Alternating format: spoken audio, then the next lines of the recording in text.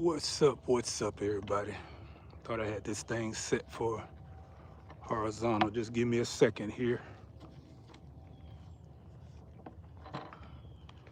I'm gonna spin this camera for a quick second, so hope it don't get nobody dizzy. There we go. Thought I had this thing set for landscape, but I guess not.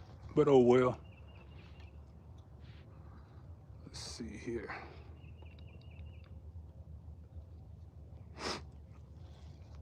All right.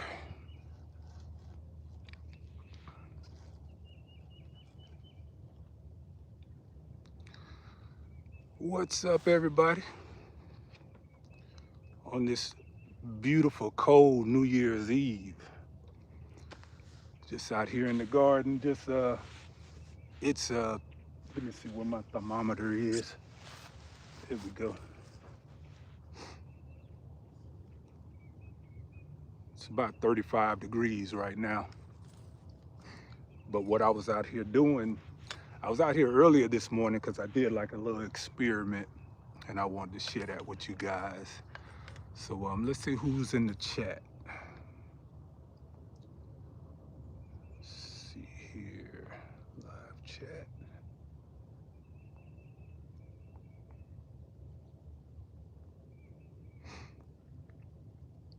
What's up, Flash 44? Good morning. Thank you for coming in. Let's see who else is in there. Y'all give me some hellos. Let's see who in the room this morning. And what I'm doing this morning, just to kind of let a few other people get into the room before we get started.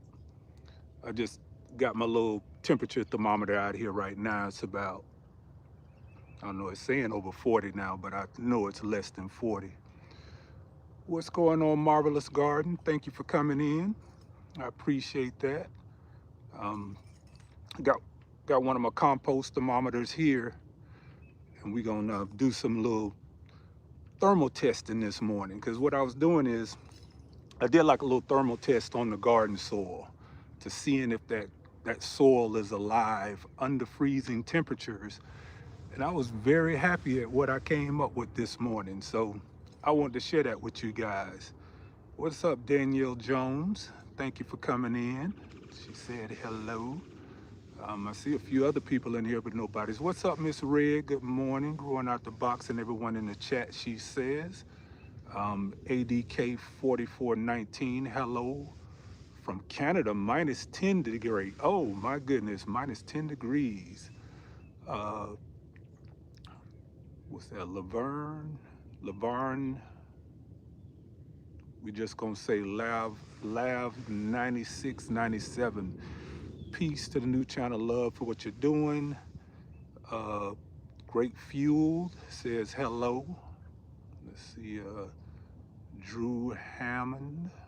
Boy, y'all be getting me with these names. I'm gonna say Drew. What's up, Drew? Judith, hey Judith. Good morning from Mississippi.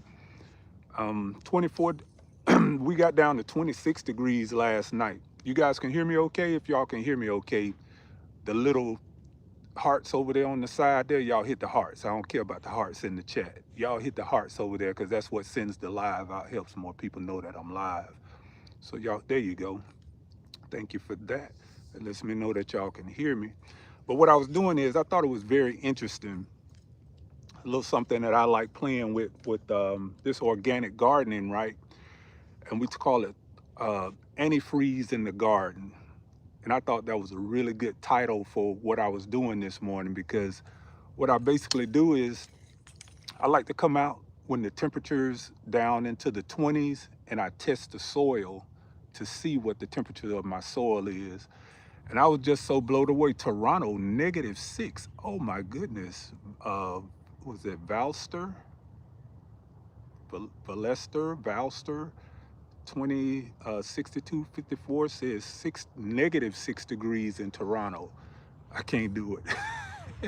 Right here in Georgia, it's starting to warm up. You can see the sun coming up, and that's the beautiful part of what I wanted to show about this, because you can see the condensation in this cup right here starting to happen here. And even in freezing temperature, that condensation was clear. Let me show you that before this sun comes up too good and it starts to melt everything. This is what I wanted to show you guys. I was really excited about it. So, I'm kind of nerdy with this. You see the condensation in that cup? We got another one right here on the ground. And this is something that you guys can do. You see that condensation, the clarity of that is what I'm looking for, the crystals. You see how that sun hits it and it looks like clear crystal? That is the sign that the microbes in your soil are working overtime. That's life in the soil creating that. Because here we are just above freezing temperatures. And our soil is putting off heat.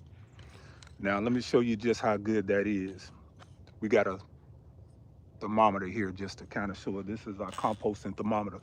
So if you guys are not into the 18-day composting challenge, go over to growingoutthebox.com, download that spreadsheet that we have over there, because it's going to have all the things that you need to be able to do to participate in the 18-day composting challenge. And these are some of the things that compost does for you in insulating your soil during times of cold weather. So like I say, last night we got down to about 26 degrees. I came out of this morning as the sun was just starting to come up, whereas dawn started to come up, the sun wasn't even up. So it was still like 28 degrees out here, but my soil was 50 degrees. Hey, now isn't that something amazing? So let's see here, we're gonna pull this chat back so we can see what's going on in the chat. Go back to live chat.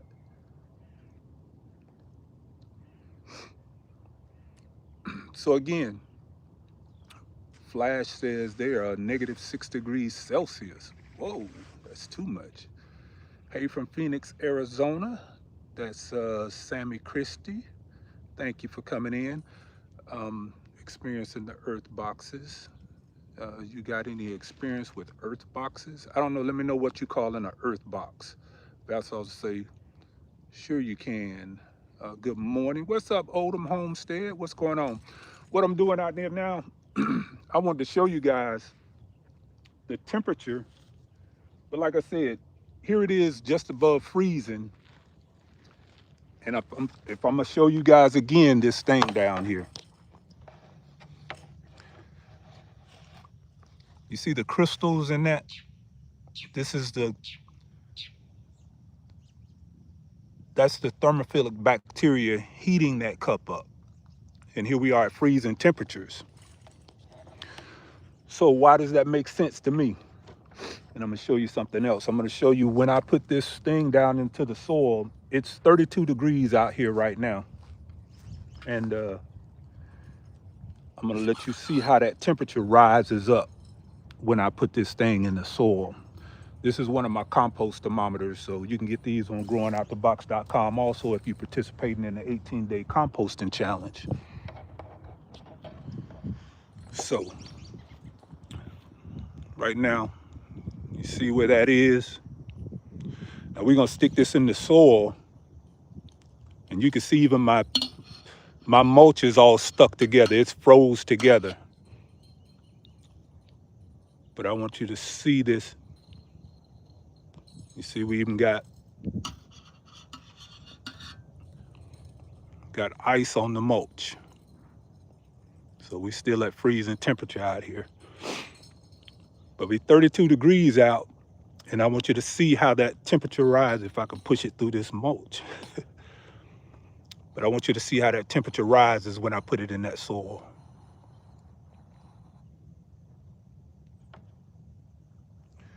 And this is how you know that the bacteria and the fungi in your soil are working. Here we are out here. Let's see, get that down up in there. It's 32 degrees, but that's what your soil is. Right now I'm pushing it probably about 47, almost 50 degrees in the soil. So that's one of the things that I'm gonna come back and read some of the questions to let you guys see. So this is what the soil is reading. This is 50 degrees in the soil, and it's 32 degrees out. This is cypress mulch that I have here. And what these crystals tell me is that my bacteria is working in the soil, because they're still producing and they're still feeding. They create condensation. That's what that condensation is. If that wasn't a crystal in this cup here in freezing condition, if that was cloudy like an ice cube, then that would tell you that your soil is not producing microbes. Your microbes are not being active in your soil. So we're gonna do this thing like this here. So we're right at 50 degrees in the soil, and it's 32 degrees outside. So we're gonna go over here to this other bed, and I got some garlic started over here, and we're gonna do the same thing. We're gonna let the temperature drop a little bit, just so we can we're gonna let that temperature catch a little bit of the breeze to drop, and then we're gonna put it back into the soil. Got a little shadow there. There we go. See, our thermometer has dropped to about 40 degrees. So now we're gonna put it back in the soil, push through it, and we're gonna see that temperature go up again.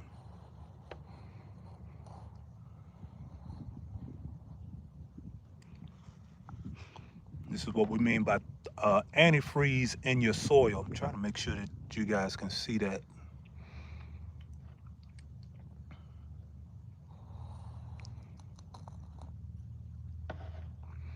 And this is what we're talking about when we say antifreeze in your soil. Those are the microbes still working, and that's the reason why that temperature is rising. Now we're in planters now. You got to take into consideration that we are in planters. You see, these are planters that we're in, and we still getting good thermal conductivity in these planters. Now what I'm gonna do is I'm gonna go over here to my other garlic bed, and these are my elephant garlic here I got going. 26 degrees last night, and we still looking good with this elephant garlic. It's still looking good. So we're gonna take a look at our temperature again, and this is the air ambient temperature, so it's starting to rise out here, and just by this pulling out of the ground, we're right at 40 again.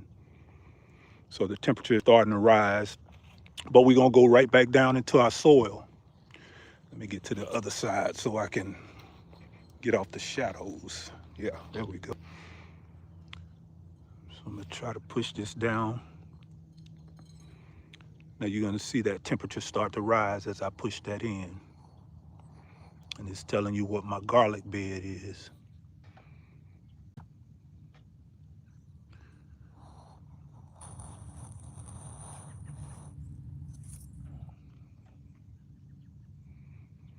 You see that's pushing up.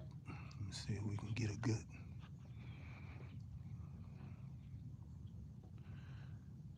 So already we're at 50 degrees in this bed. And it's probably about 37 degrees right now. So all of these things I find fascinating, because this tells you right off the rip, and I'll even go over here, like I said, these are some fava beans that are coming up. You see how small they are? Not affected by that cold. 26 degrees last night. They're not affected by the cold. They're not covered up. But we're gonna do the same thing. We're gonna test the soil over here to see what that temperature is. As that sun starts to come up, it's gonna heat up even more.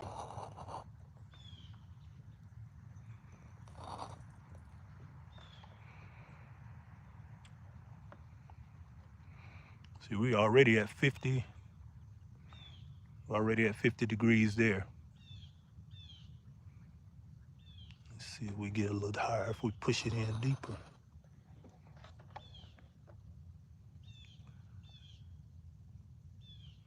There it is.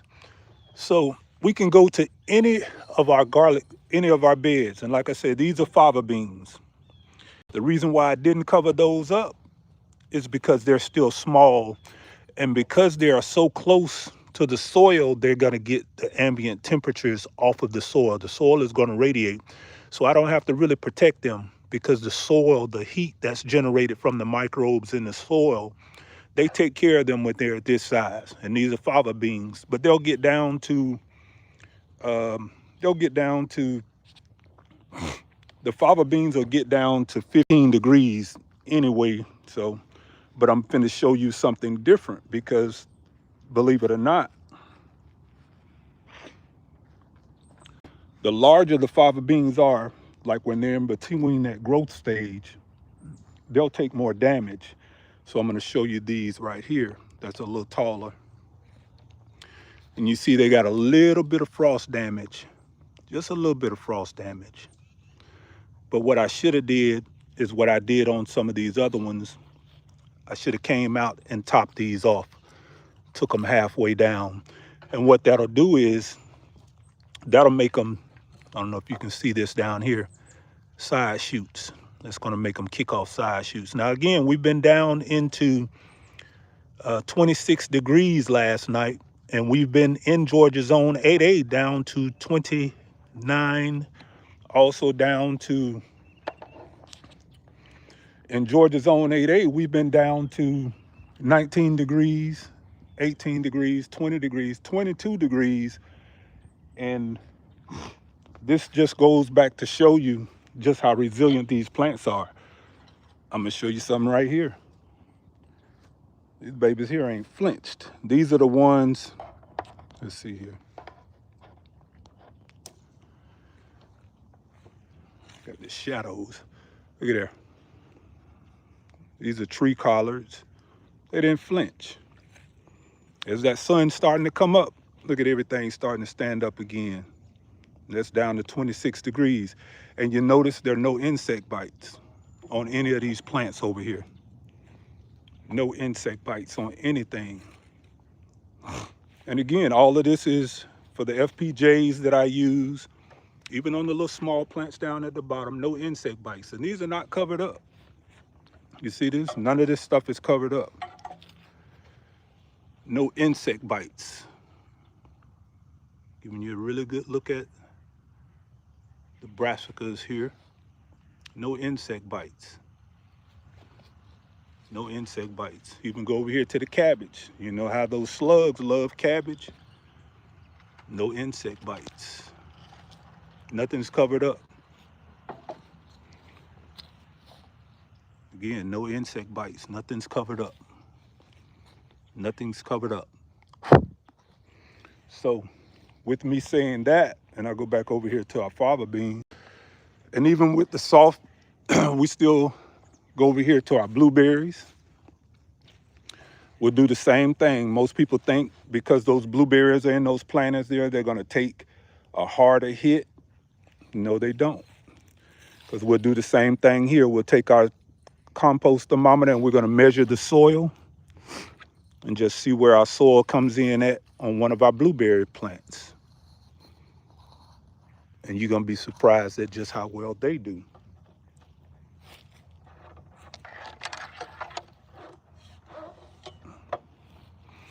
Let's see here. See if we can get this thing to focus. So we already at 50, maybe 52. This is one of our blueberry. Hey, what's going on, G Mama Grows? What's going on, my brother Broke Farmer? You see the temperature on that? We're already up to 57, and we just above freezing. I can go to any of these beds and do the same thing. This is one of my blue. And I want to show you something too. You saw those blooms on there? This is my blueberry bushes. This is the Hello Darling. You see all those blooms? Already we have thousands of blueberry blossoms on here. Everywhere. Thousands of blueberry blossoms. This is what that formula that I use when I do that 50% peat moss, 25% mini pine bark nuggets, and 25% compost. Y'all can keep chasing all those other little things out there, but this is gonna make your blueberries do the work for you. You can take the work off. Once you put those blueberries in, that initial investment, everything else beyond that is all profit, all of them. Look at all the berries. You see all the blossoms on there? Those are hundreds and thousands of berries, each one of those clusters. Thousands of berries, and it's on all my bushes like that. I'll even turn over here, like this is a northland. So it's a northern high bush. It's gonna lose all its leaves. But look how big those fruit buds are. She's gonna have some big fruit this year. Look how big those things are. That's what I love about this. And again, they're all in these planters. All of these bushes are 3 years old. Every bush on this side is 3 years old. The bushes on this side were just put in, what, last year or the year before? Last year. Yeah, they've been in the ground for maybe a year and a half. And they're already up to 5 feet. Same thing here. Look at all the buds on there. All the buds. Bursting with buds, blueberry buds everywhere. So, turn around here, get this camera back on me. So, this goes back again to the resilience of your soil and the inputs that you're putting into your soil. That's gonna make the difference in how those gardens do in times, like this, when we get down to those really rough temperatures. Trying to see what else I got going on here. Oh, okay, we'll take you over here. Let you see some soft, I think these are mustards. Yeah, these are mustards here. Mustards is a soft green. She's still making it down there. You see the mustard, not covered up, not flinching, because the soil is insulated with the microbes. The microbes are keeping these soils warm. You see how these babies here are laying down right now?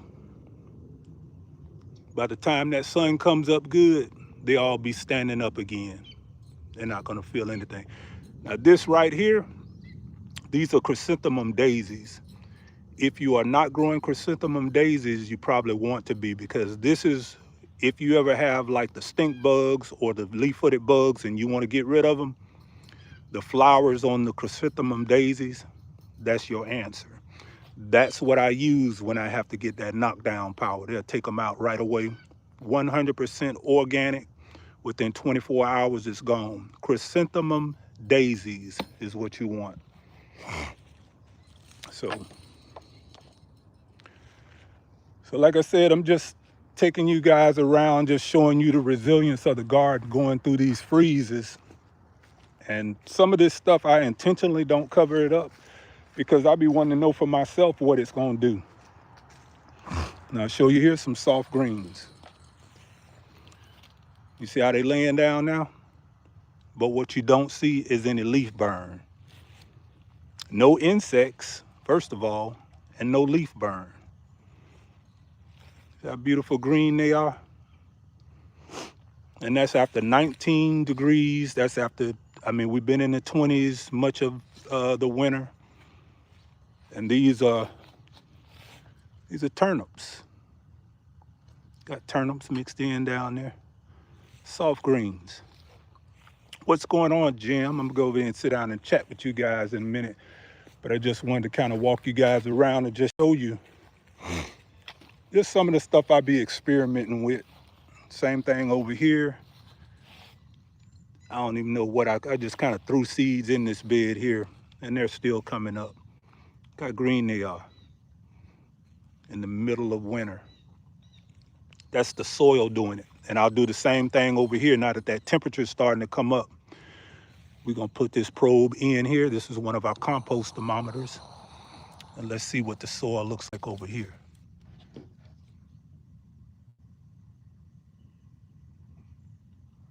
We're already above 50. But all the soil, even as we're waking up and we getting down, she said, where do you get the seeds? for the daisies. I'm gonna have those seeds. That's Red, she's asking where do I get chrysanthemum daisies is what they're called. You can look them up, but they're really called pyrethrum daisies.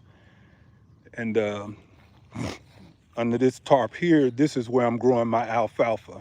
And I usually take my alfalfa up during the daytime. And this is gonna be my jewel for this year. This is right now my favorite project in the entire garden.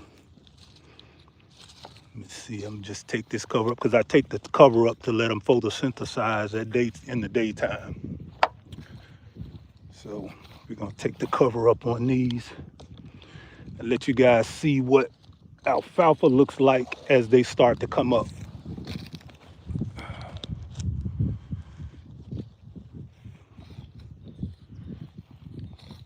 So y'all gonna see me talking about my alfalfa quite a bit. And this is one of the inputs that we use also on our composting. And we're gonna be talking about our composting a lot more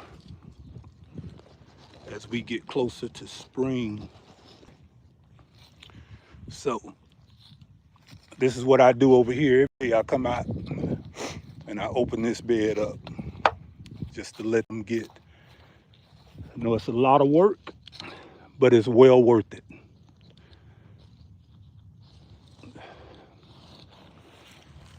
Y'all give me a minute. Let me put the camera down so I can do this real quick.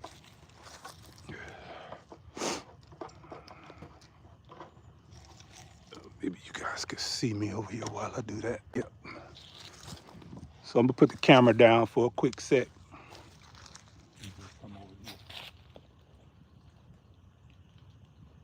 And it is.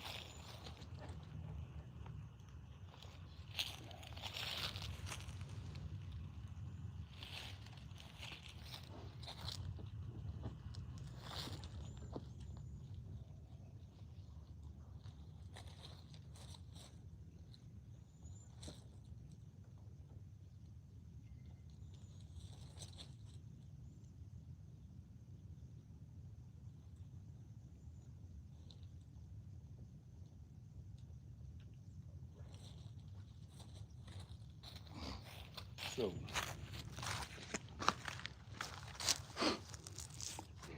I'm gonna just take you guys back over here. Let me go to the other side so I don't have the shadow all on me.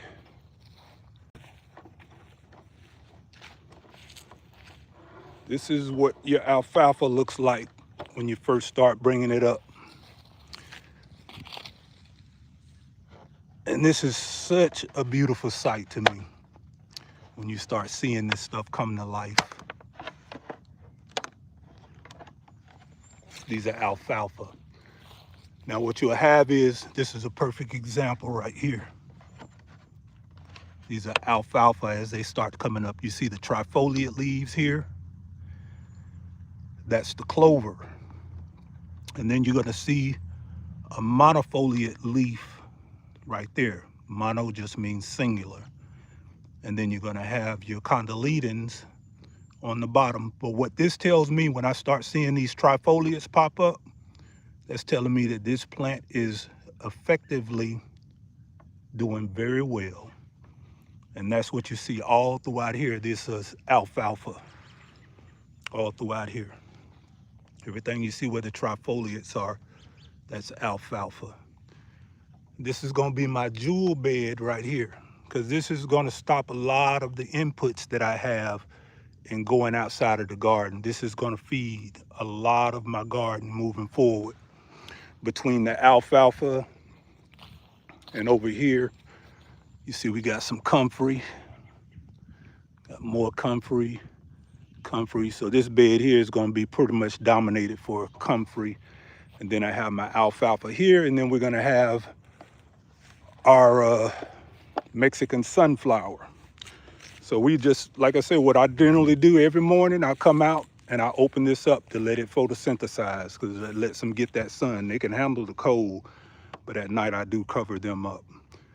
That's gonna be my main project going into next year. So you guys are gonna hear me talking a whole lot about the alfalfa.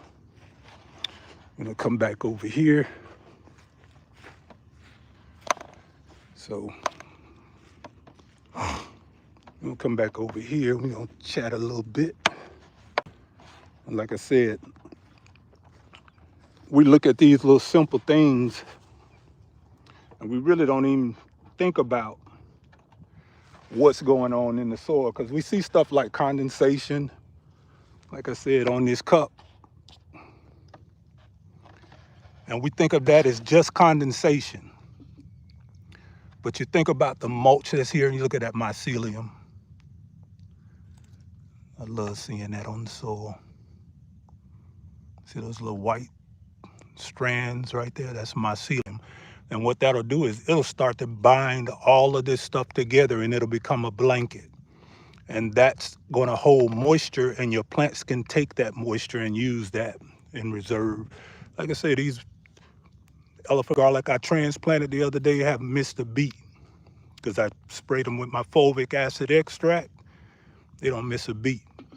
But this is what I wanted to talk about, that condensation, which you put a clear cup out, and we'll sit this up and we'll just kind of kick it a little bit. We'll sit this up and then we'll chat a little bit. All right. Let me see if I can get the chat back up down here.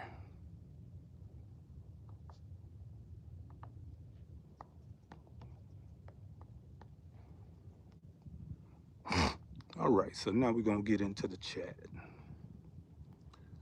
So like I said, what we're talking about this morning is basically the antifreeze in your soil, because that's really what creates that condensation. We look at it as like a moisture thing, but it's really the condensation is created by the bacteria and the fungi in the soil that are heating up that soil. The beautiful part about that, and what I really loved about it, was bringing that out here and being out here with the temperature was down to 26 degrees and then seeing those crystals form in that cup. That's telling me that my soil is functioning 100 to 200%. That means the microbes are really doing their job, because in order for those crystals to form, that means the temperature inside of that cup has to be greater than the temperature outside of the cup, which causes it to freeze at a different level. That's why it crystallizes as opposed to turns into a cloud where you have your minerals and your oxygen. You look at an ice cube, for example. An ice cube would have, let's see what G Mama says. Alfalfa is more of a spice. Not sure about it. It's a clover. Yeah, alfalfa is a legume, and it fits into the same category. That's why it has the three, the clovers. It's set up as a clover. Alfalfa is, it's a legume. I mean, it's in the same family as the peas, the beans, things like that. Let's see, I spin tires 315 asks, what grow zone am I in? I'm in Georgia zone 8A. What's going on? Odom Homestead, he's in zone A. Let's see who else. I say they speaking to Honey Girl. Hey, what's going on, Honey Girl? I met Honey Girl in person down at Madison Citrus Nursery. Is alfalfa a clover? Now, that's a good question. I hadn't really gone into that, but clovers fall into the same family as legumes, but alfalfa, clovers, vetch, beans, peas, all of those are legumes. So what I do know is that alfalfa is a legume. I've never really even thought about whether or not if it was an actual clover or not, but it forms a clover. So I would assume that it is, because that's essentially what a clover is. It's those three leaves. So you have three phases of it as they start to come up. And then what's beautiful too about the alfalfa when you're growing it, as the temperatures get colder, now I really want you to hear this, because it really is amazing. As the temperatures get colder, the alfalfa will push itself out of the soil and then pull itself back down to burrow inside of the soil to nestle up for that cool temperature that's coming. I thought that was just really amazing. What's going on, Gina? She's in zone 6, in the house these days. Yeah, but I thought that was really fascinating as I was reading up on some of the unique characteristics of the alfalfa. And that is one of the things that the alfalfa plant does. You actually, if you did like a, what do you call a time lapse or something like that, you can actually see the plant push itself up and then pull itself back into the soil, almost like a morning glory or something like that, how they open and close with the temperatures. Well, the alfalfa does that to its root system. It'll pull its root systems down into the soil as the temperatures start to freeze. And that's why they're so cold hardy. I thought that was fascinating about the alfalfa. But my main purpose for growing the alfalfa is for that 323 NPK, as well as the tricontinol that's in the alfalfa. That tricontinol is a game changer when it comes down to reducing transplant shock, or just really getting your seedlings up to speed and being able to handle a lot of the stress that they're going to have to go through during the summer. And even with me showing you guys my plants, no insect. I mean, you can't make it up. I just showed you guys the plants, no insect damage at all. And that is because of the high Brix levels of the plants. Insects, most chewing insects don't like plants with high Brix levels. That's the sugar, the sugars in the plants. They don't like it. So the better your Brix levels are, the less pest pressure you're gonna have. And all of that comes from the inputs that you're putting into your garden, which is that fulvic acid extract. Ever since I started putting that fulvic acid extract in my soil, and I do it every 7 to 10 days, game changer, game changer. The plants take up the nutrients, because that's really what it is. It chelates the nutrients in the soil. And when I say chelate, that just means to grab on. So you're talking about, if your plant's uptaking 50% of the nutrients in the soil, that fulvic acid extract is going to make it pull up that much more of what the plant needs. So when we start talking about soil tests and things like that, the best soil test is actually testing the Brix of your plants, because what it's telling you is not what's in your soil, but what the plant is using. And there are a lot of telltale signs on that. So learning to get your, thank you, David. What's going on, my brother? I appreciate you for coming in. Let me go down. Crafty Leo, what's up? Thank you for coming in. But yeah, it's just, I mean, this whole biology of growing is fascinating to me. And like I said, coming out here and doing that condensation test, and I think everybody should do that. If you're growing something and you're down into these freezing temperatures, take you a plain, clear, let me get the cup so you'll see what I'm talking about.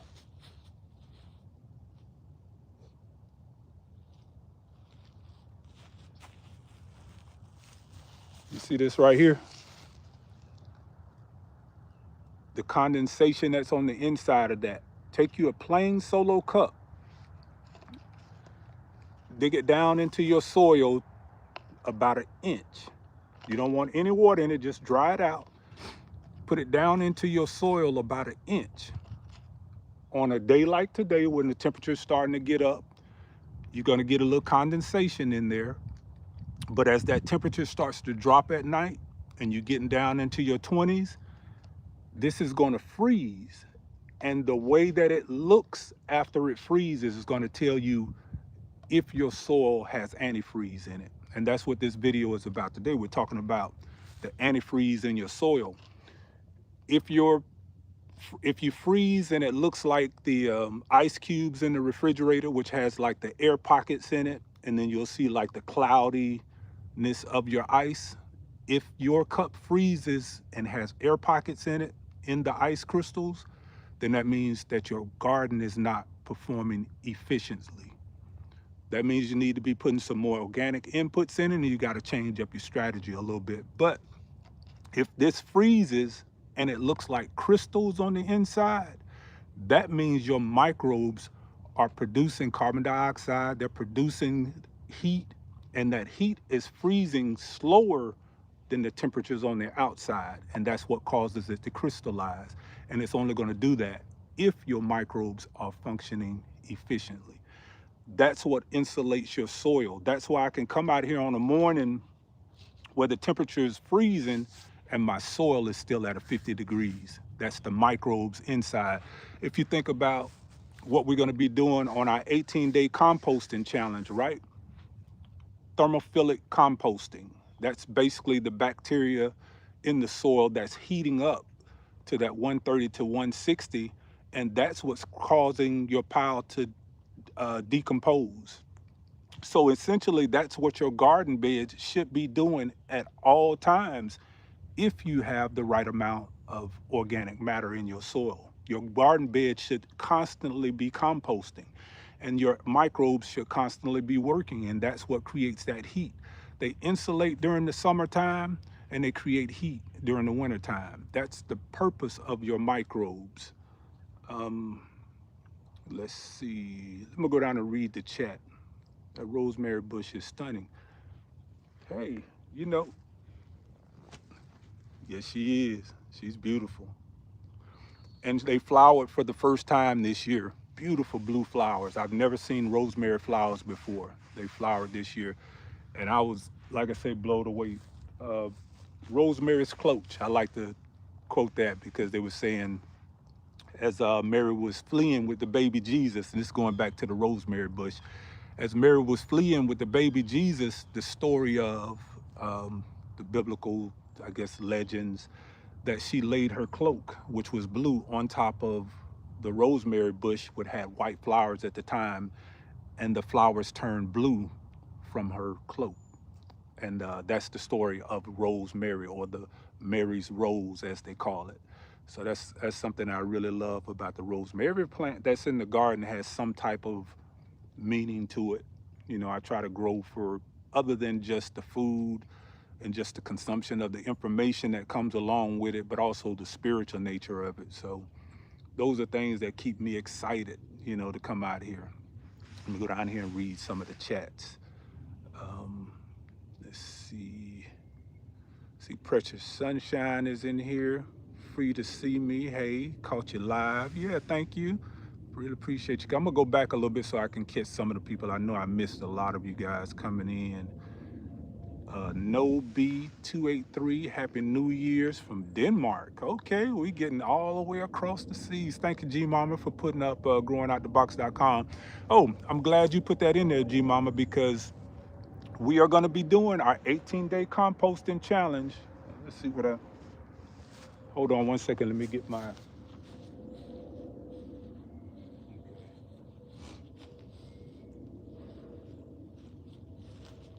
well, I've dropped my thermometer somewhere around here. I guess I must have left it in one of the garden beds somewhere over there. But this is the probe that it comes in. It comes in a little protective little thing. These are the 20-inch compost thermometers that we have on growingoutthebox.com. If you're going to be participating in the 18-day composting challenge, I would suggest that you get one. You don't have to get it from me, but a 20-inch composting probe is going to be ideal for your composting challenge.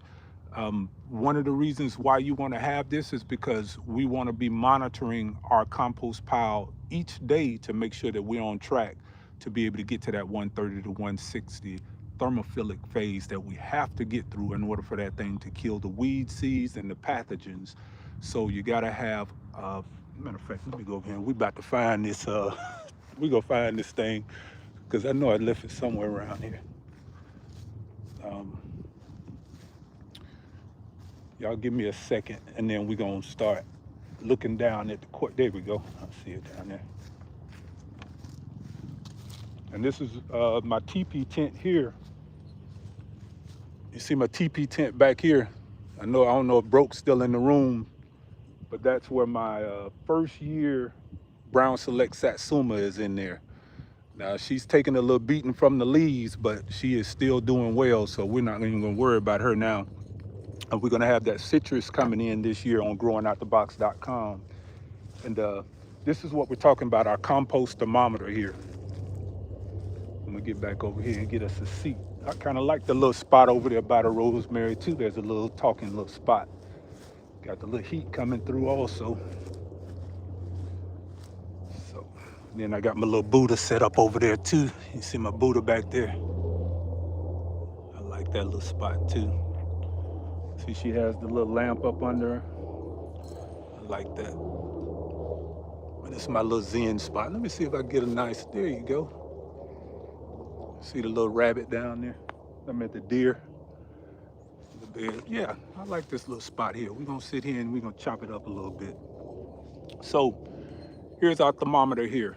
This is a 20-inch compost thermometer. You can get these on growingoutthebox.com. Now, I wasn't gonna say this right now. Let me go back and read the chat some, because I know I'm missing a whole lot. Let's see here. First of all, let me see who's in the chat. Y'all give me some grow zones that y'all are in, what the temperatures look like today.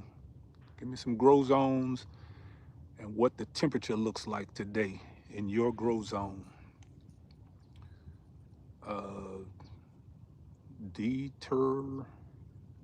Man, it looks warm there. It's freezing here in Ohio. Well, it was 26 degrees last night, but you know, Georgia zone 8A is what I call bipolar. It can be anything in any given day of the week, because last night we were 26. We're gonna get down to, I think, 27 tonight, and then for the next few days it's gonna be pretty cool. Broke Farmer says 42. He's in Georgia 8B. Precious Sunshine says she's in 9B, raining, 10A, 60 degrees. Jackson Rock is in 9B, 60 degrees. Simply Copel is in 9B, South Louisiana, 45. Okay, let's see here. Who else we got? Man, it's look some nice temperatures today. James Jones, 8 degrees, 24 degrees, 8A. Yeah, you must be in like close to where I'm at, because we're getting up there now. 42 degrees, 8A, the Analytic Gardener, North Carolina. Let's see, Gina says 31, feels like 18 in Ohio 6B. Free to see me, 27 degrees in MI. Okay, Michigan in here. Let's see here. Miss Tracy says 29 in New York 7A. J3GS Farms, Georgia. How you get 9? Okay, 9, 8 and 9. Jegs, you in 8 and 9? 44 degrees. Then we got user IC2, Central Georgia, 40 degrees. David Stations, Norma, Oklahoma, 48. OM Vol 1.5, Zone 7A, Bowling Green, 37 degrees. Man, so we're all over the place right now. When does the compost challenge begin? Gina asked, when does the compost challenge end? Gina, I want you in this challenge too. I want you in this challenge, Gina. But the compost challenge officially starts in spring, but technically we've already started, because we have to start collect. Let me show you what I got out here now, because we got to start. You see that blue tarp out there? That blue tarp out there is full of leaves. That's what my neighbor drug over here. So we got community service around here. my neighbor brought it out here and brought it to me. These are leaves. I got one neighbor got a burn pile. I don't know if you can see that way down there, but she has her burn pile back there. I go back there and I collect the wood ash, as well as the biochar that comes from her wood ash. You can see my neighbor down there. He has a little burn thing right there. As he burns stuff, I go over there and get the biochar out of that as well. And then I have my own little burn pile. But this is what we're doing now. We're collecting leaves and shredded cardboard. So technically we have already started, but unofficially. I want y'all to, oh man, I just realized what's the world going on here. This is not a good thing. Y'all see this? This tree is busting. This is my methylated plum tree. That is crazy. That's too early. We don't want to do this. No, we don't want to wake up. This thing trying to wake up. Look at this. It's got buds everywhere on it, popping. That's not good. That's my methyl. Now that we get let this out, let me go down here and look at the rest of these plum trees. Okay, she holding. This is our Santa Rosa. This is a dwarf Santa Rosa here. That's what it should look like. It should not have all those buds popping on it. That methyl that's my early one, because like I have my plum trees set up to bloom at different times. This is what they call a prune plum. You see you have no buds popping on here. This is what we want. We don't want any buds popping this early. It's too early for that. That's gonna be a bad thing. And this right here is my Shiro.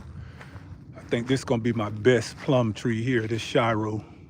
She is resilient. She was the last one to drop leaves, and she's the one that's gonna bloom closer to the midsummer. And then over here, we have our green gauge. The green gauge is gonna be one of our last to bloom. So just like with my,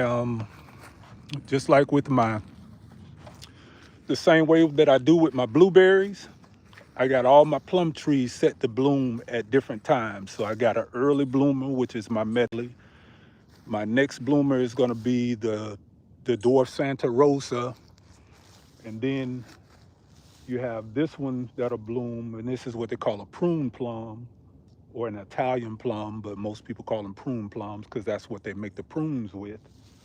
Yeah, I'm getting at that age where I'm gonna start needing the prunes, so keep that quiet. The Shiro, that's the best tasting plum I have ever tasted, a Shiro. After I tasted that, I had to have the Shiro. Then the green gauge, I'm not sure where that's gonna fall at, so we're gonna see how that works in the mix up with the other ones. And then over here, let's see, we can go over here. And this is my almond tree. And this is an all-in-one almond. Every one of these trees out here are available on growingoutthebox.com. We're gonna start putting our citrus on there. But this is our all-in-one almond tree. Why am I growing almonds? Almond milk. Gotta have almond milk. So we setting this thing up to close the loop. You're gonna hear me saying that a whole lot. And I'm gonna go back here to this. Man, this is not good. This is not good. That's not good. It's too early in the season for this tree to be trying to wake up. But that's what happens when you have an early little burst that comes through. I'm gonna let you guys see this again because this is crazy. Look at the buds on this thing. They are popping everywhere. That's not good at all. But we're gonna do a major pruning of this bush this year. So yeah, that almond tree broke. That's yeah, because my wife, she does she lactose tolerant. She can't do milk. I can drink milk. But what I did was, let me see if I can get that little spot again. I like this spot over here. Now my wife can't drink milk. I can. That plum too. The analytic garden, I need that plum too. Yeah, we got all of those plum trees on growingoutthebox.com. So matter of fact, any tree that you're gonna see out here in my garden, it's gonna be available on growingoutthebox.com. We already have the plums. We got the plum cots. We got the almond tree. We got a few blueberry bushes, but I'm weak on the blueberry bushes right now. I got a few northern high bushes on there. I haven't had a chance to put the citrus up yet. That's gonna be something that, I'm hoping baby sis gonna get taken care of this week, going into the first part of the year. But we got the entire catalog of Madison Citrus Nursery. That's who we're partnering with going into 2026. We're gonna be having my man Broke. We're gonna be sending him some stuff down there. So whatever he needs from us, we're gonna be able to get that to Broke, and Broke's gonna be official with us on this citrus since, I'm sorry, nose starting to run out here. So we're gonna have the citrus going, and it was something, pre-orders broke. You mentioned this in the live the other day. Pre-orders for the 3 zippers. I finally broke the cement on that, and I got my manufacturer on board. We getting around these tariffs that's going on over here, back and forth, getting stuff overseas. So I finally got my courage up to go ahead and put the money out there to take a chance in getting that stuff across the water, and it's on the way. So we're gonna turn the switch on for the pre-orders for the 3 zippers. Now, the last time I did it, I only had a few. They sold out in 2 weeks. That's the 3 zippers for the blueberry bushes. And what I'm gonna do this year is I'm gonna show you guys how I build my whole little cage around them. It's a little PVC system that I have that I've never showed, and I didn't want to show it because I didn't want anybody taking the idea and running with it until I actually had this stuff in hand. So I do have the 3 zipper blueberry bush covers. They're on the way right now. They're in transit on the ship headed to the United States. So I'm going to be doing pre-orders. And if I get the pre-orders going pretty well, then I can put another order in right away, and it'll generally be here in about 20 days. So we are in good position going into the spring and the summer this year. Now let me see if we can get down here and read some of the live here. Simply complex. My sister lives in Georgia. She's over the cold temperature too. Yeah, it's Georgia is, it does this. Last week or the week before last, we were 19 degrees. 19, 20, and then it was 24. And then we had a whole 7 days of temperature where the temperatures hit right around 70 degrees. That's what caused that plum tree to pop. All they need on my early bloomers, that's the only negative part to the early bloomers, because at the minute they get a sign of warm temperatures, they're going to do exactly what they're supposed to do, and that's pop. And they start forming, because those are my early bloomers. Your methylae, that's going to be one of your first to bloom throughout the year. The Santa Rosa will follow right behind the methylae, and then my Italian will follow somewhere right around the same time, the methylae and the Santa Rosa, and then the Shiro will follow, and then the green gauge. I'm not quite sure about the green gauge. I got to do a little more research on the green gauge. But the same thing you can see with my blueberries. My early bloomers, they're starting to pop. That's not a good thing. It looks good on the bush right now, but it really is not a good thing, because if we get down below 20, when we get down into the 20s, you're probably going to lose half of your blueberries on the early bloomers, which is why I have my blueberries also set up in what I call succession in bloom. So if you look on growingoutthebox.com, you'll see our blueberry guide on there. And that blueberry guide pairs you with the bushes that grow not only in your area, but also tells you which bushes go well together. And I call them companion bushes. I don't know if that's the correct way to phrase it, but I thought that was a good term to use, companion bushes, because what it'll do is it'll tell you which bushes to put together. And even though they are partial self-fertile, when you put 2 or more of different varieties that bloom at the same time, you're going to get better fruit set, you're going to get better quality fruit, and you're going to get more fruit. It's just an overall win-win-win. So that's the reason why that blueberry guide is set up over there, for you guys to be able to go over there. You can shop for whatever blueberry bush you're looking for, and it's going to do the work for you. It's going to pair you with the couple of plants that you need to have in order for those. Like, just right off the bat, I could say my early bloomers is my Hello Darling, and my Hello Darling and the Sharp Blue.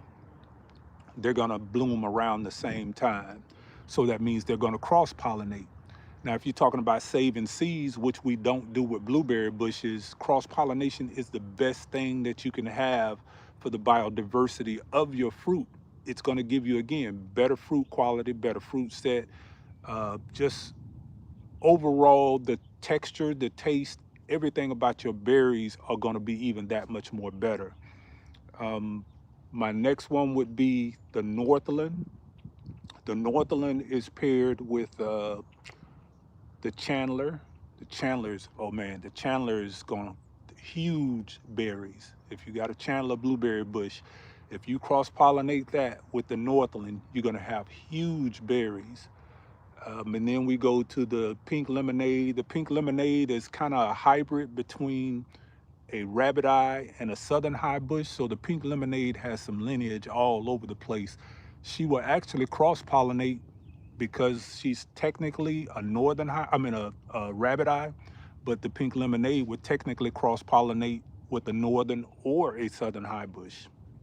That's that's kind of crazy, but that's the lineage of what the pink lemonade is. And then I have my what's the bless your heart.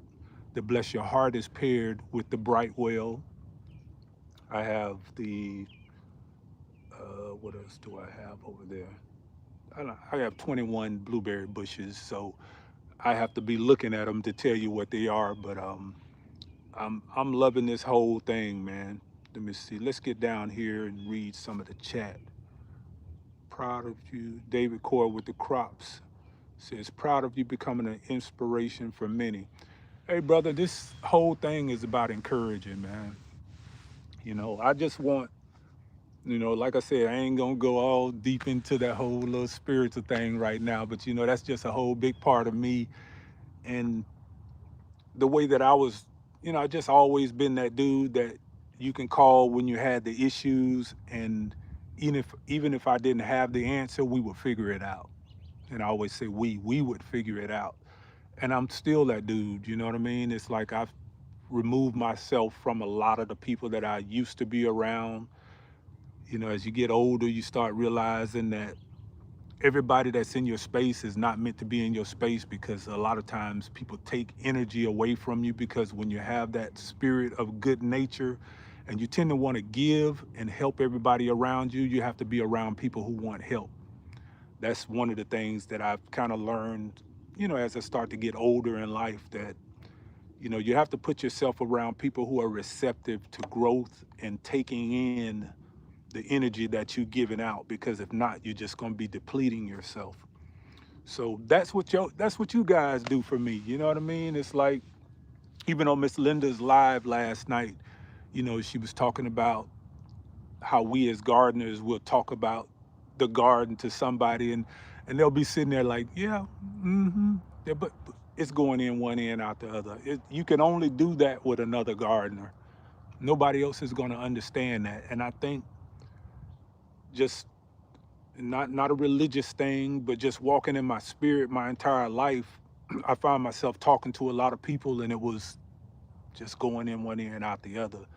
So I decided to change the people that I'm around, you know, just change my setting, my environment, just be a lot more focused on me. And then that focus end up turning to be right back a focus on the people around me. And that's you guys, the garden community.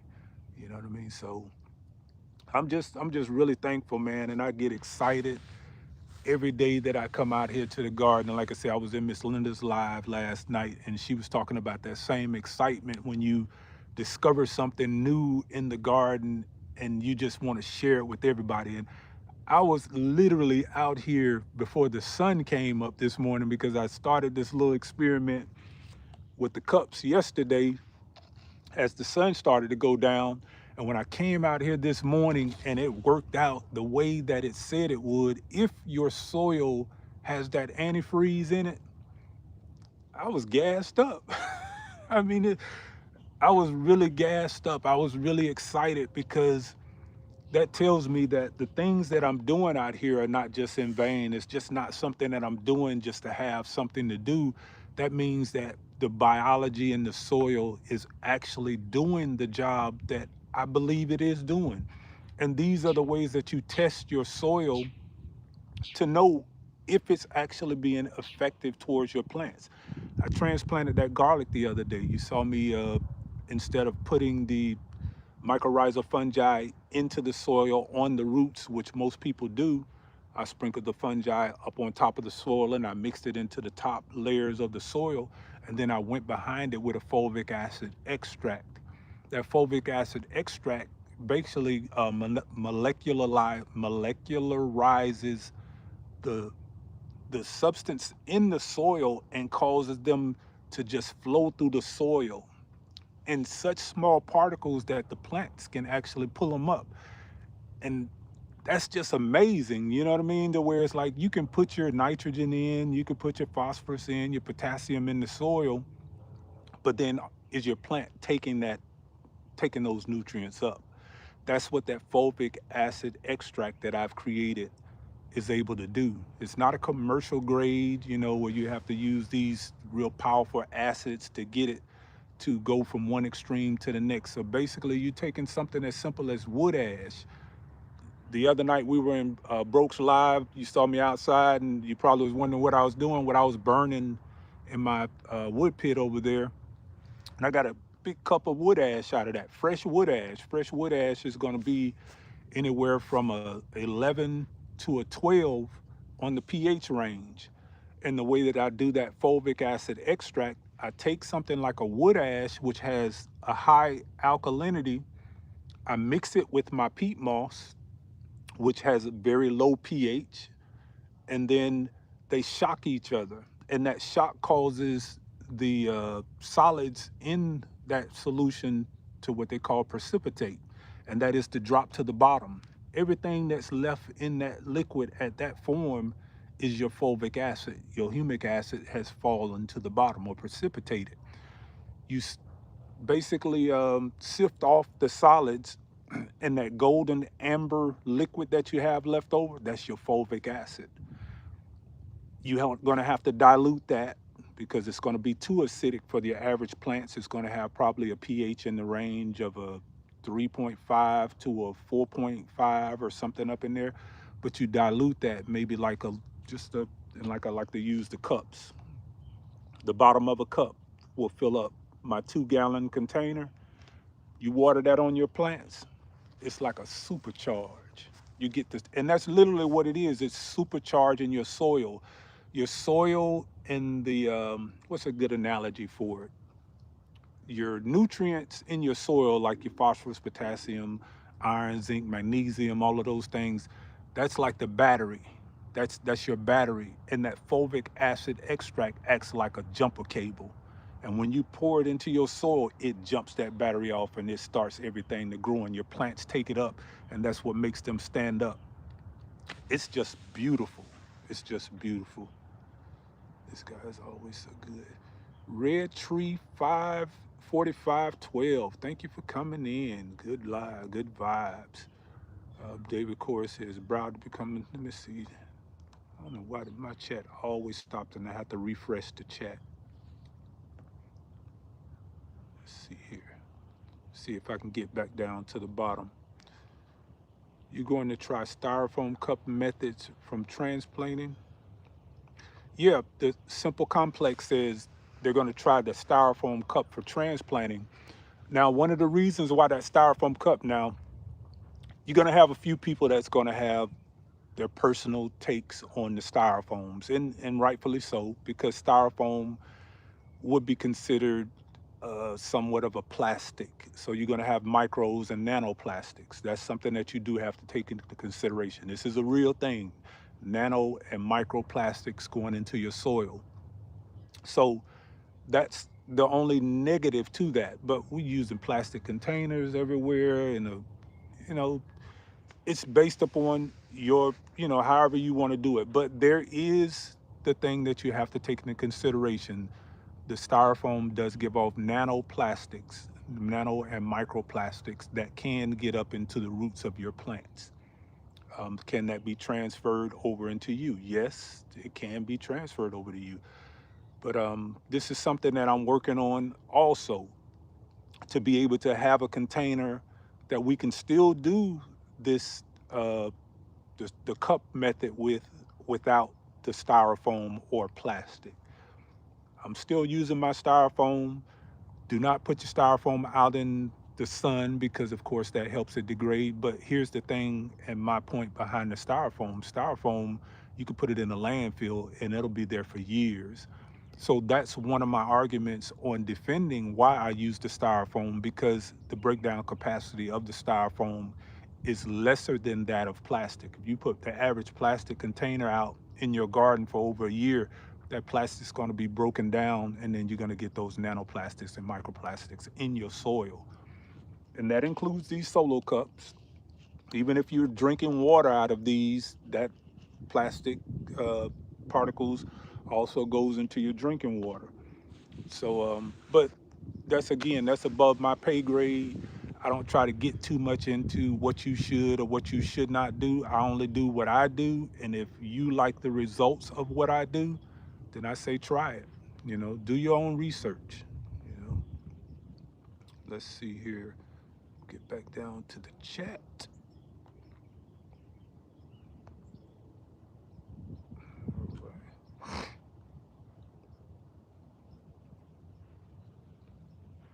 Uh, Jaja, Jaja. I'm gonna say Jajaggg.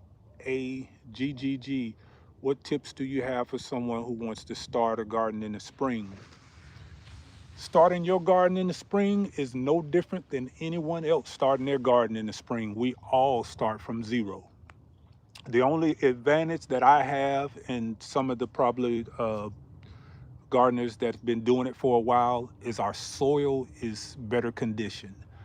Um, so that would be a great point. The thing that I would do in starting my garden in the spring, if I were a newbie starting off, focused on your soil.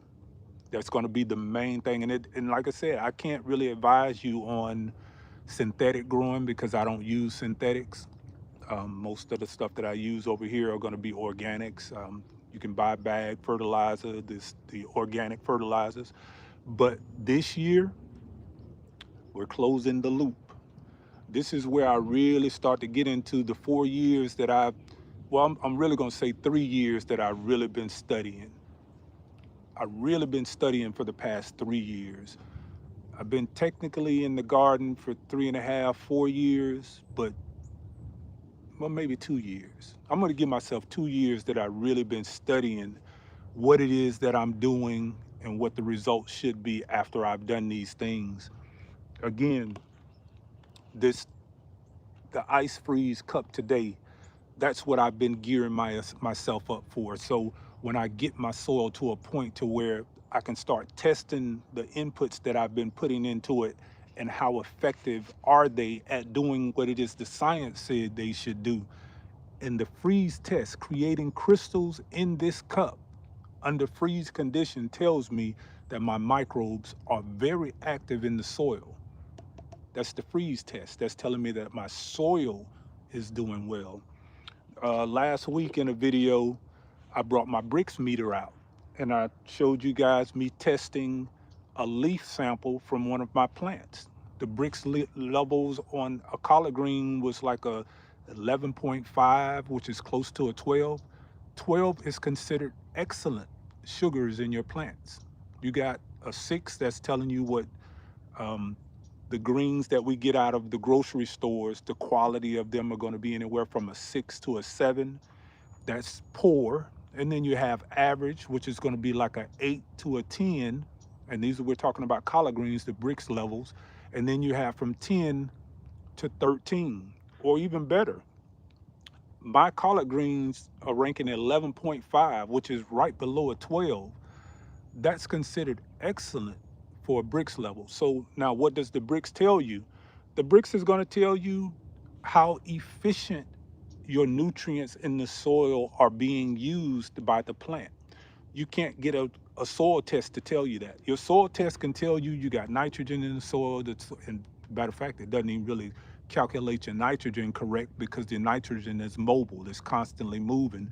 So you really can't get a good reading on how much nitrogen you have in your soil. But things like your micro and macronutrients, your soil test is going to be able to give you what's in the soil. A Brix reading is going to tell you what's in the plant. If your soil can have all the nutrients possible, But if your plant is not uptaking those nutrients, which goes back to your pH levels, people thought I was doing too much. That's that whole little thing. Growing out the box, you be doing too much. With using my pH meter on all my soil and being able to dial my pH into where the range of that plant is comfortable at uptaking at its maximum potential, all of those things contribute to a healthier plant. A healthier plant means better fruit set. A better fruit set means healthier you, because you're eating those plants and you are what you eat. So um, all of these things, man, it's just beautiful seeing it all come together. Let me see if I can get this chat to read. Live chat. So let's see. We're taking questions here. Free to see me is, if it's for installation, maybe you could be lined. Well, you're talking about the. She said if it's for the installation, maybe you could line them. Well, the styrofoam actually is a big part of why that system works. The same way that you can put a warm or cold item inside of that styrofoam cup, what does it do? It keeps that material or liquid cooler longer or hotter longer. So that's part of what makes it work, the whole installation properties of the styrofoam. So lining it, I think, would take away from it. And then what are you going to line it with? Plastic? You got the same problem. So it's I'm figuring it out, because even with the peat moss, right, which is non-sustainable, I get so many people that hits me with the, hey, why are you using peat moss? Peat moss, it's a non-renewable resource, so you're taking away from. Okay, I'm listening. Trust me, I am listening. But guess what I have done? I've come up with a replacement for peat moss, and it's a local resource. As we get into the blueberry season, I'm going to introduce you to this, and you're going to be like, wow, okay, how did you come up with that? It's the science. It's the science. In order for you to know what it is that you're doing, you need things like thermometers, Brix readers, pH meters, microscopes, because I have all those things and I'm learning. I'm not saying that I'm well versed in all of this stuff. I'm learning it as I go. But what this is doing, it's creating me to ask more questions. So how do I know that? The question that you guys asked me, and I want to know that as well. How do you know that the fulvic acid extract that you're putting on your garlic is working? Well, I want to know that. So what do? I research, how do you know if the fulvic acid extract is working on your soil? In freezing temperatures, this is how you know that your soil is functioning properly. The Brix meter. The Brix meter is going to tell you, how do you know that the nutrients that you're putting in your soil is making it to your plant? Your Brix meter is going to tell you a lot of that. So a lot of these little tools and gadgets that somebody might say, well, my grandmother didn't use that, my grandfather didn't use that. Yeah, they didn't have automobiles that drove themselves back then either. So as we grow with technology, we also have to grow, because that's part of the blessings of being in an environment where information is readily available. Everything is about a question. I tell my son that all the time. We're getting into this day and age where AI is really taking over everything.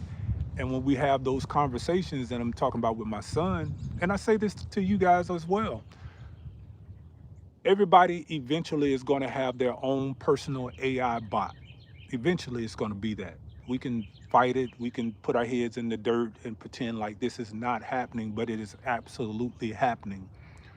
But the beautiful part about this is your AI bot will only be as good as the questions that you are able to ask it. If you're not asking the right questions, then all of this technology does you no good. You have to know the questions to ask. So, on a molecular level, if you're out here and now you have the information that the scientists have in the universities, all of this is accessible to you now via AI. Ask the question. It's that simple. Just ask the question. You have to know the questions to ask in order for the AI to better assist you. And I ask the questions. Anytime I want to know something, I ask the question. When you guys ask me a question, I turn around and I ask the question. That's what gives me these extra ideas. And then I start exploring. And then where I come from, well, why do I prime my soil with the mycorrhizal fungi as opposed to putting it on the roots? And then come to find out, actually, that's a great way to do it. It's called priming your soil. And if you're using it in conjunction with a fulvic acid extract, that means that your soil is going to function more efficiently because you take something as simple as position, like your roots on the garlic that I transplanted. Let's say this black post here is your roots. Your roots on your garlic is going to spread. They're not going to go down. So you have to understand what plants you're working with and what the nature of that plant is. So again, the roots of the garlic is doing this. They're going towards a different direction in a perimeter. Your fulvic acid is going to drop down.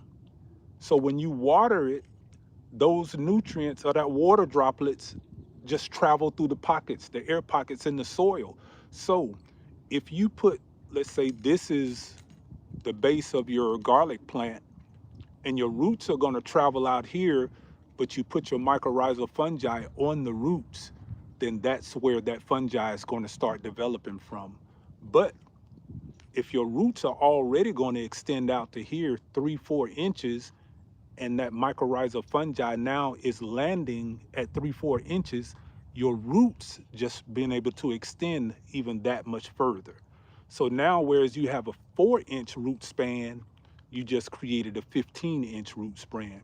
That means that your plant's going to be able to uptake that much more nutrients that further away from the main source of the plant. It's able to feed itself proficiently. That just makes sense to me. So a lot of it is common sense. And then you just ask the question. If it makes sense to you, ask the question. The AI is going to assist you. That's what its purpose is. And for all the negatives that it brings to the table, there are so many more positives, and we have to be prepared to deal with the negatives and the positives that come along with that. And that means gathering as much information as you possibly can. So if worst case comes to worst, you lose your job, which I know some people who personally have already been affected by this. Their job is just gone, eliminated, been 200 plus a year in income their entire lives, and now their jobs are gone. Those are things that we have to start thinking about. And that's what learning to grow has done for me in this garden. In 2020, like I said, when I got sick, I thought it was probably the worst thing that ever could have happened to me. But it turned out to be a blessing in disguise, because I would have never came back here to what is now my garden, just looking for answers as to how to make me better. What's going to make me better? What do I need to do? And asking those questions. And it came in the form of just drinking teas. I was drinking my uh, radish tea is what I call it. Um, Thank you for the super chat. I really appreciate that. Really, that's Quad. I wish I had somebody here to highlight. Somebody highlight that for me, and if one of my moderators in there, make sure that you highlight.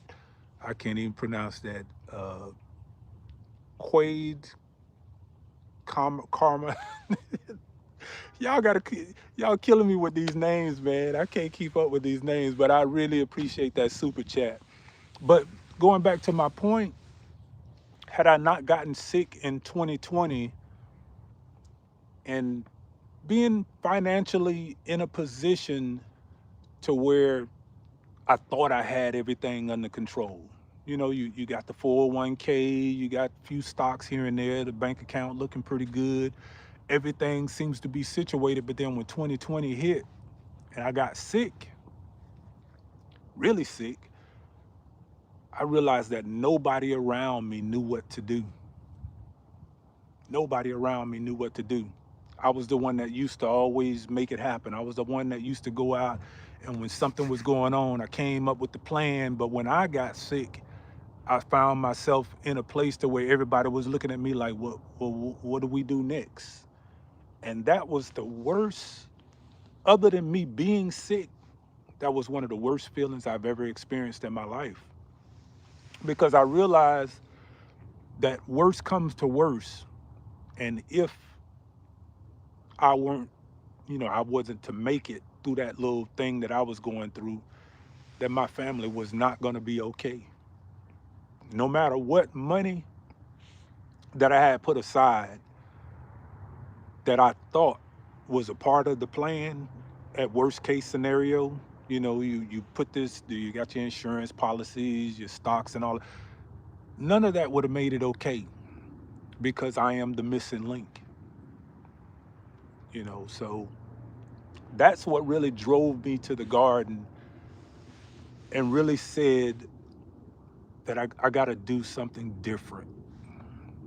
Just I got to show my family how to survive.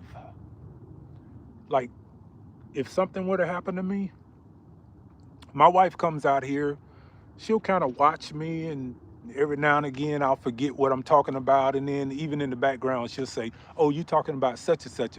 So just like kids, you know what I mean? If you have kids around a certain environment, they'll pick up on things. Even when you think they're not paying attention, they're paying attention. Same thing with my son. I see him now.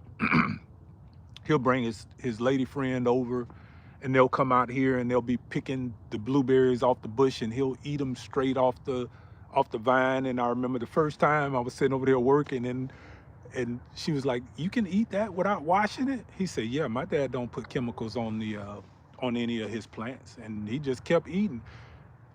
And I was ear hustling at the same time, but it goes back to my whole point. They're watching. Everybody around you is watching.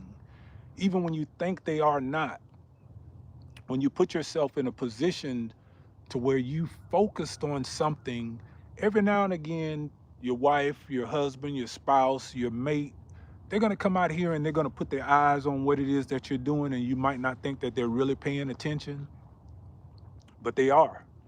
And in your absence, if ever necessary, or you'd be surprised at how those muscle memories kick in.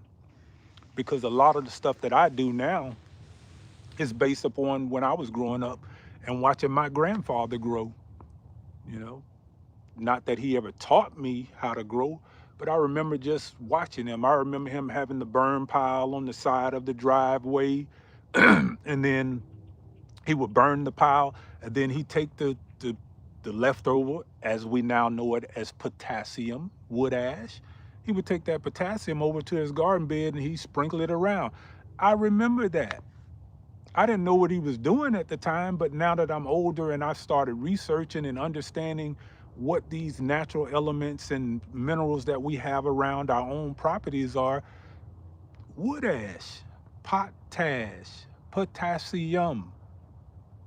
He was doing this way before. I don't know how he figured it out. I mean, but I used to watch him. And now that I'm doing it, it's like, now I want to know, why did that work? That's the question I ask a lot. Why? And again, with AI and the things that we are going through now, you're only as good as the questions you ask. You're only as good as the questions you ask, because that's what's going to have us to stay in sync with how fast things are going. And we'll never be able to keep up with a computer. But what happens if the grid goes down and when we can't get the bag fertilizers, we can't get the seeds? We got to be prepared to close the loop. And everything that we need, we can grow in our garden. And I'm showing you this year, going into this year, I'm going to show you how to close the loop, because that's been my ultimate goal. It's not how much food I can grow, because as long as you can grow, the amount of food is just a matter of you doing it. My thing has been for the past 2, 3 years is learning how to grow. And that starts with your soil. So that's what I focus on every day when I come out here.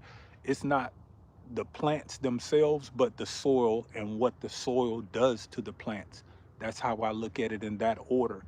If I want to plant 50 eggplants this year, I already know how to do that. I know how to grow eggplants to produce melon-sized eggplants.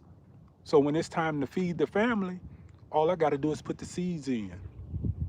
That's the easy part. Learning how to grow is where you're going to win at. Let's sit down and get down to this chat. Hey, glad to see you live. That's Lois Johnson. Misread. My grandparents did the same. Misread 98 says her grandparents did the same thing. That's right. It was so much they did. Oh, fish. I'm born and raised in Florida. Something that everybody uses in their garden nowadays, fish fertilizer. I make what they call a fish hydrolysis, which is better than fish fertilizer. I used to see my granddad go fishing. Same thing. The guts, the scales as he fish, he'd take them and he'd bury them in his garden. That was the bacteria, the fungi that was created. How they knew these things, I don't know. How did they know? I don't know. But a lot of Florida, we have the Native Americans. That's where the whole fish fertilizer came from. Planting fish heads, fish carcasses, old discards of fish into the soil, and things grew there. Excuse me. So just paying attention at the old heads around you. And sometimes we might be like, they don't know what they're talking about. No, they experience. And now that I can do stuff like make my own fish hydrolysis, it's simple, 2 equations. You take your fish parts, equal parts brown sugar, equal part fish carcasses. I got a blender that I use, a Ninja blender that I bought off of a marketplace, specifically for blending all of my fish parts. Equal parts brown sugar, equal parts fish parts, carcasses, heads, scales, the bones. You have the best fertilizer in the world right there. We can make it. You don't want to use the sugar? Grow sugar cane. Close the loop. There's nothing that we cannot grow in our garden to feed our garden. So those are all the beautiful parts. Nope. Simple, was it simply complex? That's the caveat. The caveat is fish fertilizer stinks.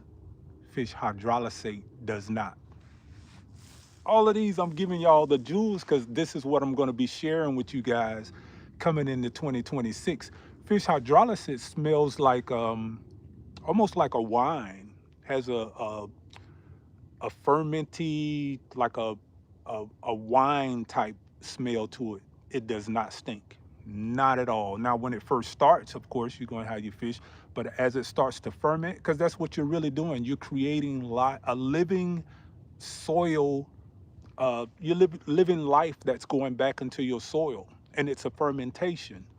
It's not what they call, what's the word I'm looking for? Like the rotting or decomposition or rotting. It's not that. It's a whole different type of fermentation that you do with the brown sugar. And you could take stuff like broccoli. We look at broccoli as once we get the heads off of it, we'll get a few little side shoots, and then the broccoli pretty much is done. Broccoli is a good source of sulfur. So what I do, I take my broccoli, the leaves after the broccoli plant has started to produce out. As I chop those broccoli leaves off, I'll chop them up real fine, put them in my blender, put a little bit of my liquid whey in it, mix it up, mix equal parts brown sugar, take some of these wild onions that you have growing around your yard, or even onions that you're growing, mix that in. That's free sulfur. Sulfur makes nitrogen work. So now your nitrogen is more efficient than it would had you not added that. This is free sulfur. I put that on my garlics. Everybody want to know, how are my garlic bulbs getting that large? That's it. That's the secret. It's the sulfur that goes into the garlic. And it's all in the onions and your brassicas. More so your broccoli. Your broccoli has lots of sulfur in it. So these are inputs. Like when we start talking about NPKs, NPKs, and you can throw NPKs out of the window. Throw the NPKs out the window, because when you start talking about natural farming, natural gardening, organic gardening, it's more of the biology of the soil. That's what we're focused on. And let's see, get down to the chat here. Simply, simply complex.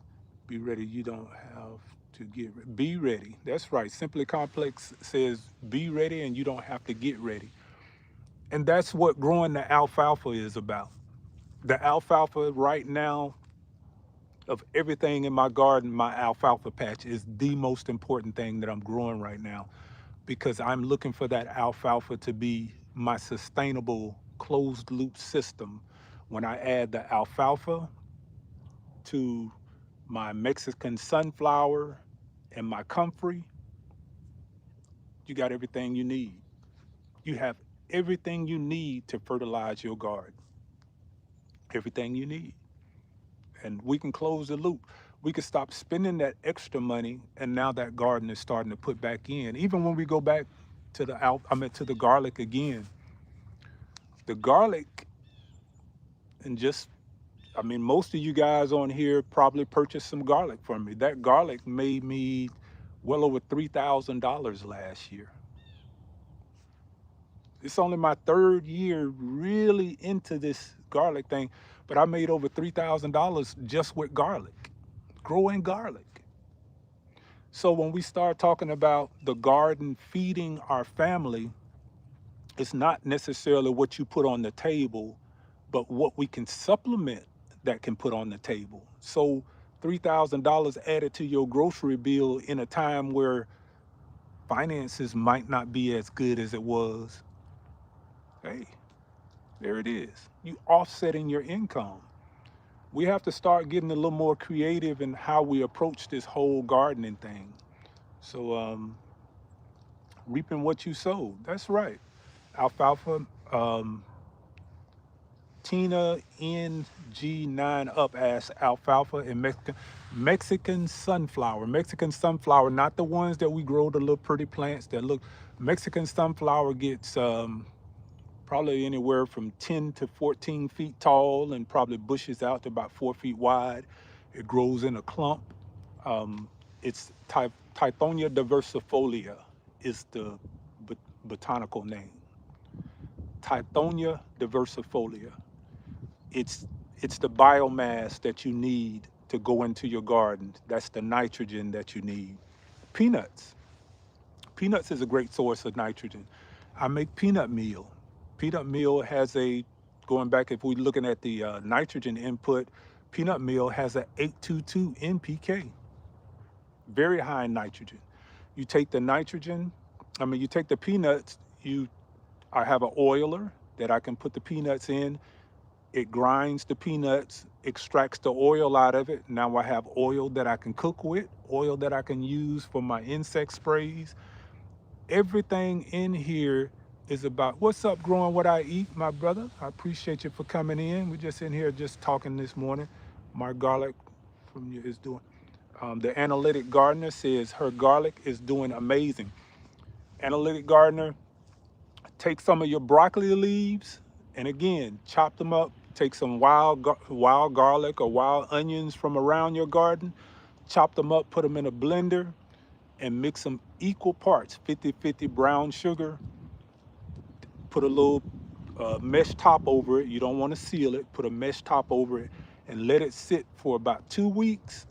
That liquid that comes off of that, and what it's going to do is cause osmotic pressure, and it's going to pull all of the nutrients out of the broccoli leaves, even old broccoli heads. Like sometimes your broccoli heads might overspent and you're not going to use them. Throw them in there And it's going to use, like I said, with that osmotic pressure, it's going to suck the sap out of those juices. That juice, mix that a tablespoon to a gallon of water, put that on any of your plants.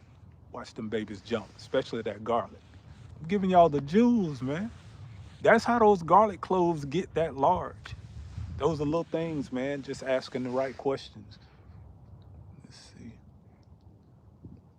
Uh, Cindy Ann just joined. She says, where do you get your garlic starts? Go to, well, this time of year, the garlic's not available, but I sell garlic. Growingoutthebox.com.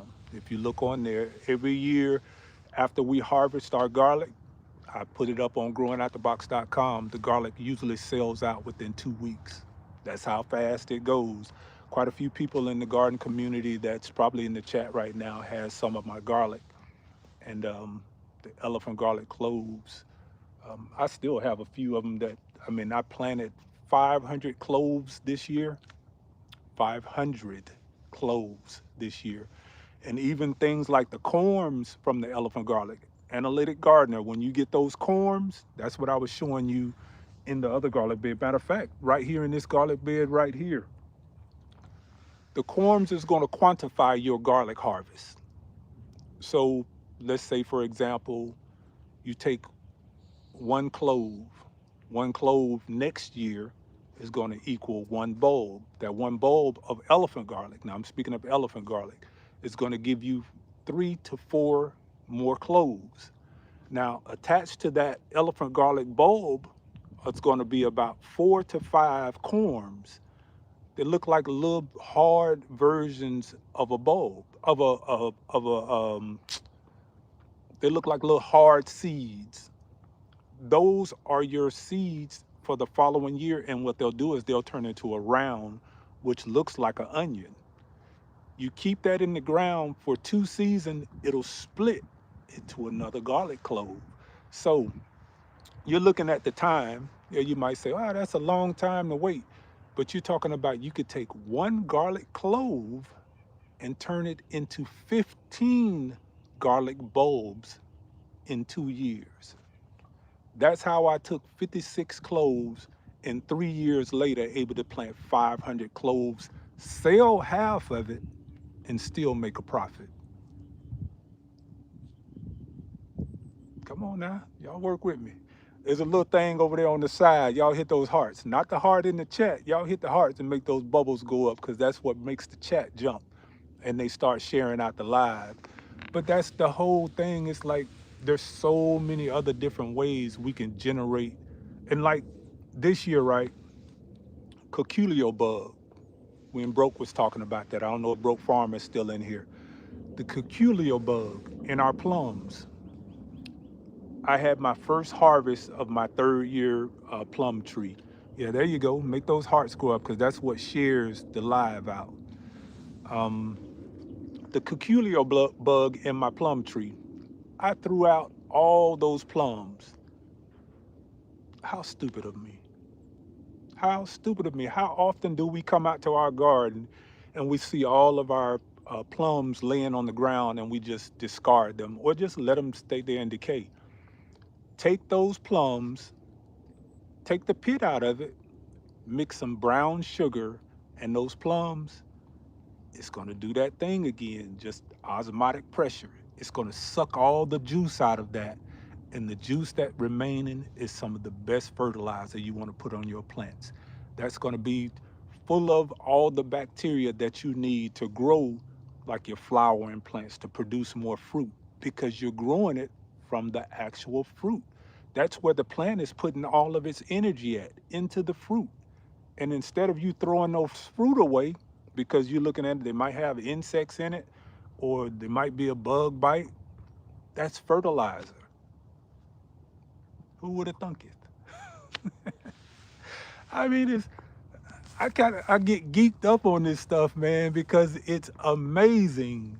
You know what I mean? Definitely need help with them. Yeah, bro, that's because I know, man, the curculio bug kicked my butt last year. I know I had 150, 200 plums on one tree. I was so excited. Then every one of them had a hole in it. So we're still figuring that part out, but I threw all of those plums away.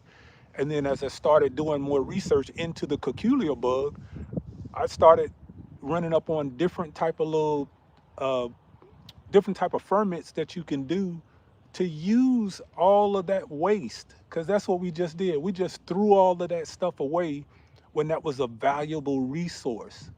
Those fruits is what that tree has used to push all of that energy up into the fruit, and we just toss them away.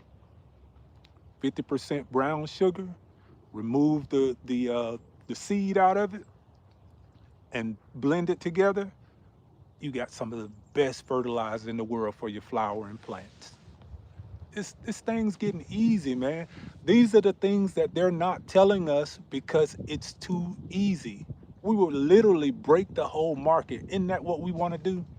As they come in and they start cutting off these jobs and you can't feed your family like you're supposed to, we can do some things. And that is start controlling the inputs that we put into our garden so that we're prepared for if the lights do get cut off.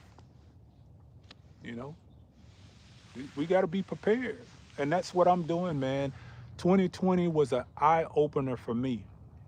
And in the same way that I looked at it as being one of the worst things that happened in my life in terms of health, it was really an eye opener for me. And I really think, you know, to not bring religion into this, but I think that was God's way of waking me up and saying, look, man, you got to start doing things different because there's something bigger coming on down the road. You got to be prepared for it. And if you weren't prepared for 2020, you ain't going to be prepared for what's coming down the road. That's what this garden has done for me, man. It's just put me into a mindset of survival. I never want to put myself in a situation where I was in 2020. Never. I never want to be there again. And this is what this garden has done for me. And just like I said, just indulging into everything that I can possibly take up. And like I said, you guys have been a big part of this. Yeah.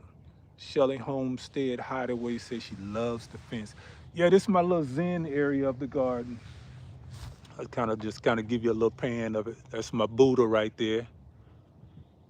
And I got the rosemary sitting behind me there. The Buddha, of course, you know, represents the peace, the tranquility, learning from your mistakes. It's not that I'm a Buddhist or anything like that, but I do love what that represents.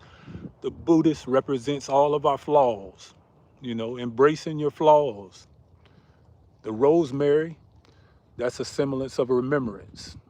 You know, this is, as in certain cultures, they use the rosemary to garnish weddings, celebrate new life, celebrate old life. The rosemary. That's helps with memory, cognition, uh, everything that I'm growing around here, man. I try to learn not just what it does for our body, but mentally the significance in how it can help us move forward and share it. That's the gift. The gift is in sharing all of this, and not. I guess it goes back to that whole principle of teach a man to fish. He can feed his family for a lifetime. Give him a fish, he can eat for a day. That's what this community is all about. It's teaching us how to fish. We're sharing this information so that when we need to feed our families, we have it. We have those tools. Better to have it and not need it than to need it and not have it. And that's where we're at right now. Shelly Homestead, let's see, we're going to read some more of the chats. Blessings to you. Caroline Zion says, blessings to you in 2026. Blessings to everyone in the chat, man, because I'm really feeling I'm really feeling good going into 2026. I am hopeful, but also understanding that change is coming. Change is here. We have to adapt. Yeah, we have to adapt. And it's going to be a lot of changes that we're going to want to hide from. There's no hiding from it. It's right here plain in our sight, whether you want to see it or not, but it's happening everywhere. You got Amazon just laid off 15,000 employees. You had UPS just laid off 19,000 employees. You had IBM just laid off 8,000 employees. You have Humana Healthcare just late, I think they said they saving $26 million, what they call a restructure. It's happening. You can sit around and deny it. You can sit around and say, well, it ain't me, until it's you. It is happening. So the best thing that we can do is not curl up and woe is me, but we can really start to focus on how to better prepare, if there's a such thing as, how to better prepare for the worst case scenario, and we're going to pray for the best. So with all that said, we're going to get into the chat a little bit, and then we're going to let y'all get out of here, man. But I really appreciate you guys coming in on this beautiful day that it has turned out to be. From 26 degrees last night to the Lord shining down on my forehead this morning. You can't get much better than that. It's warmed up out here, and I'm really feeling good. Analytic Gardener, I appreciate you. I don't know why you're not a moderator, but I'm going to make you a moderator, Analytic Gardener. Family Garden Chronicles, thank you for coming in. And like I said, if you guys have any questions, okay, the Analytic Gardener questions, how do you use your rosemary for cognition? Rosemary, of course, aromatherapy. That's one of the biggest benefits of rosemary right there. And the serotonin in the brain that it triggers when you just breathe that in. You could do stuff like I have this heated candle in the house that has a heated light on the top of it, and what it does, it heats the candle up. And what I do is I mix my rosemary into the candle wax, and you get that rosemary essence all throughout the house. It just puts you in a good mood when you come in. Between that and my Buddha hand lemon that I have in the house, when you come in, it just gives you just a natural, not a perfumey smell, but just a natural, like, man, it smells so fresh in here. But it's a heat lamp that my wife ended up buying that it heats the candle wax up, and it gives off the scent from the flowers. So what I did was I started buying those cheap little dollar store candles. I'll melt that wax down, and I'll mix that rosemary into it. And as that rosemary, and then you chop it up real fine so it breaks those oils up, and then you put that heat lamp over it. The whole kitchen, the whole house smells like rosemary. That alone, if you wake up to that, it just starts your day off really good. Like this morning, I was out here before the sun came up, still freezing outside. Right now, it's probably close to 40 degrees now. It's beautiful out here right now, but the spirit is working. The spirit is working. So, rosemary also, Family Garden Chronicles said rosemary makes an awesome tea. Rosemary makes an awesome tea. It relaxes you. If you want to relax throughout the night, rosemary. I'll tell you the two that I like to use is in a day when you want to relax is rosemary and a little dark opal basil. You mix those two together, it gives you like a real fruity taste with the rosemary basil. I'm at the dark opal basil leaf. One leaf, that dark opal basil is very strong, and it will knock your butt out. So between the rosemary and the dark opal basil, that's gonna relax you. Even just drinking the coffee and the smell that comes off. I mean, drinking the tea and the smell that comes off of it. It's amazing. So let's see here. Garden Essentials says, thank you for that information. The Analytic Garden says, nice, usually boil the rosemary to the scents in the house, but I love the wax idea.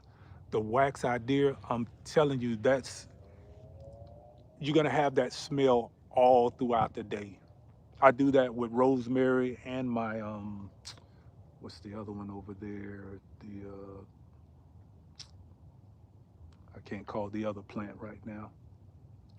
What's the married mate to rosemary? She looks just like rosemary, but produces the flowers. I can't call the name of it right now to save my life. But those two there, I love using. Lavender. There you go. Uh, was it Kanisha Glover? Kanisha Glover says lavender. That's right, lavender. You can do the lavender, the dark opal basil, and the rosemary. But like I said, the the dark opal basil is very strong. So I don't ask me how I know. Don't ask me how I know. I put 3 leaves, only 3 leaves of the dark opal basil in a tea. I could not keep my eyes open. I could not figure out why I was so sleepy the entire day. And then I started tracing myself back to what was it that I did different? Was it something that I ate or like I couldn't figure it out, but I could not keep my eyes open. And it went all the way back to those 3 leaves that I put in that tea of the dark opal basil. It will have you relaxed all day long. In bold in Boulder, I guess that's what that calls. Are you in Fayetteville? I'm in Peachtree City, and I want to know the best variety of citrus to grow here. Yes, I am in Fayetteville. We are both in Fayette County, Georgia. So, citrus that we're going to have on the site, and I think what I'm going to focus more on is going to be the cold hardy citrus, because everybody knows you can grow citrus in the warm climates. What I'm think I'm going to focus more on the cold hardy citrus. I have a brown select satsuma in the ground right now. This is the first year. I have my teepee tent covering it up. So we're going to see how she comes out of it during the spring. Right now, the bark on it is really good. The leaves are kind of drying out. Excuse me. The leaves are drying out, but this is her first year in the ground. So the brown select satsuma is one that you can definitely grow. Georgia Zone 8A, and the Awari Satsuma. That's another one that grows good in Georgia Zone 8A. I also have the Pansaris trifoliate, but that's more for grafting, and that's a cold hardy citrus that's down negative 10 degrees. So I have a 10-foot tree over there that I use strictly for getting my rootstock off of.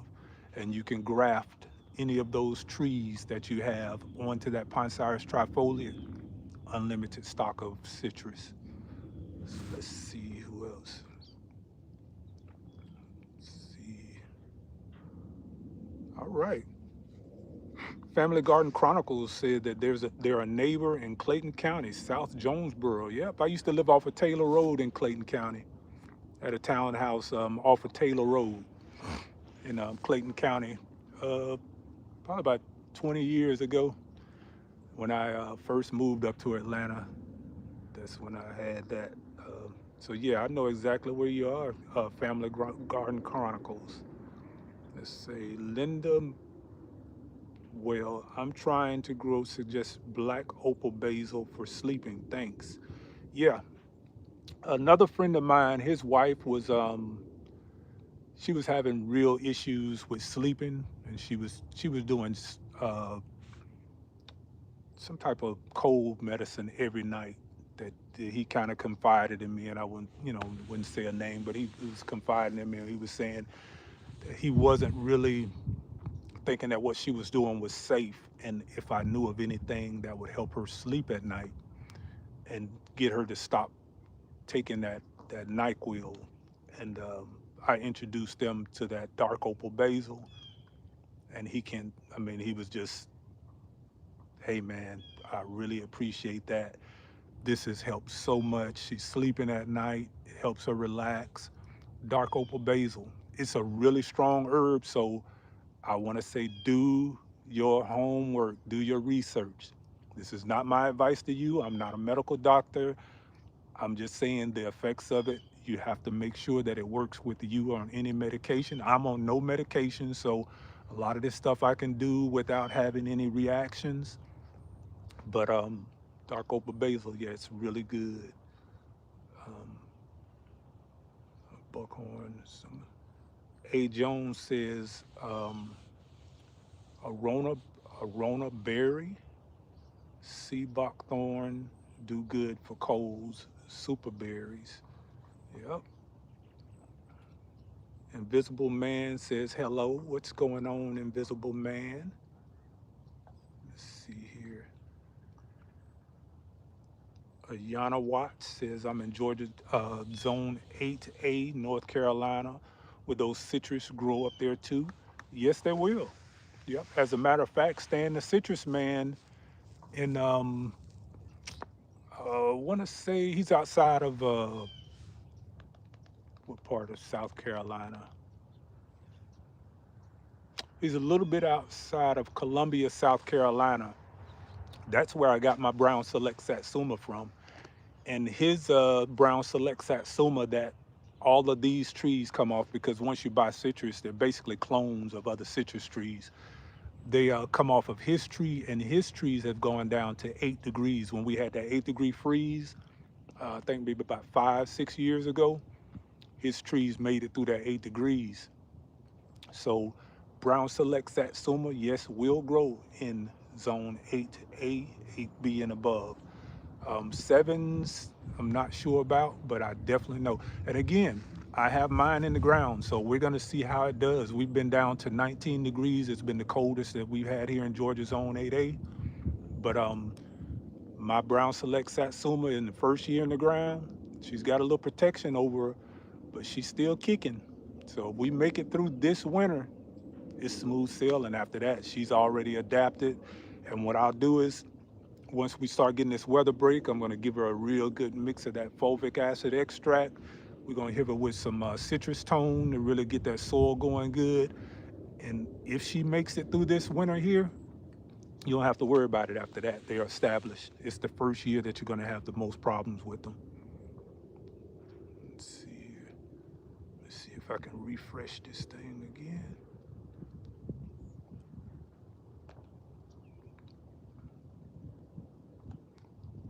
Right. Let's see here, Gina.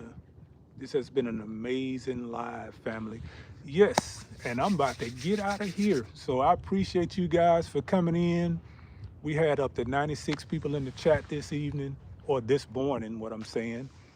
Um, I know what I wanted to say. Again, by a sign of those hearts, like I said, hit those hearts over there, because that's what helped. There you go. Somebody's already hitting those hearts. Hit the hearts over there on the side. I see somebody said something about the fulvic acid. Let me see what that is. I don't know why my chat is not keeping up with it.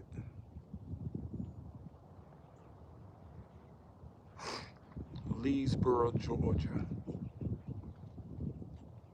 You have some of the best videos on gardening, breaking down the science. And that is, boy, y'all got me going with these names. uh, yeah, but she said I have some of the best garden videos breaking down the science. For me, it's a learning process every day. Every day I'm studying. I just, every day there's not a day that goes by that where I'm not studying something in the garden. This is how I start my day, and this is how I end my day.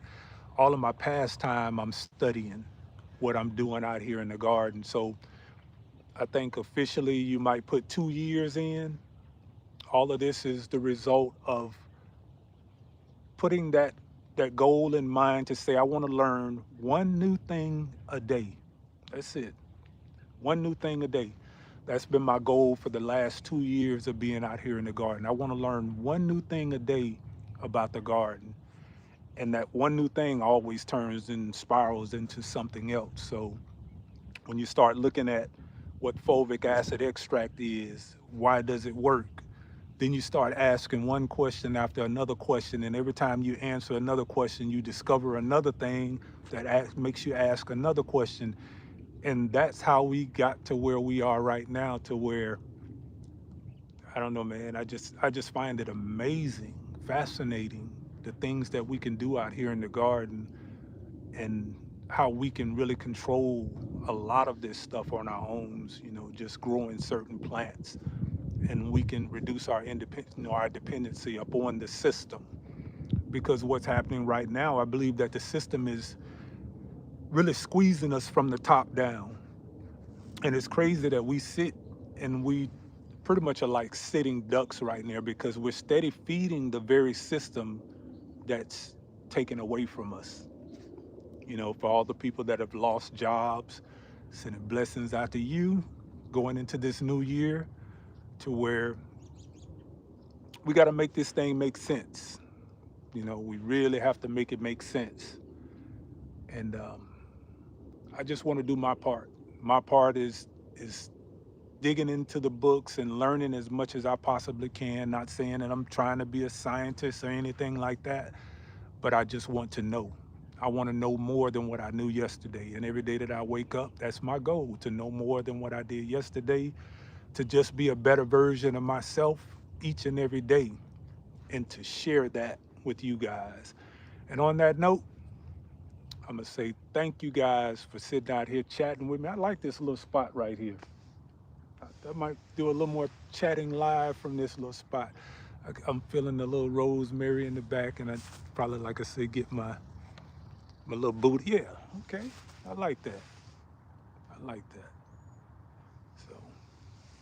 So you guys have a blessing. Again, on the way out, hit those hearts over there. Not the heart in the chat, but the hearts over there. Crafted Leo, I got you. I'm gonna contact you after these holidays, after the New Year's is done, because Crafted Leo gonna be my go-to. I got you. I got you. I appreciate you growing out the box. Thank you, Miss Red, for coming in. Thank you, Crafted Leo, for coming in. Analytic Gardener. When I get on, I don't know how to do this stuff on my cell phone out here, but when I get inside Analytic Gardener, I'm gonna make you a moderator. Cheryl Norris, thank you. She just came in and she's speaking to Crafted Leo. So we're saying our goodbyes, and everybody, 2026, hey man, we in this together, growing out the box.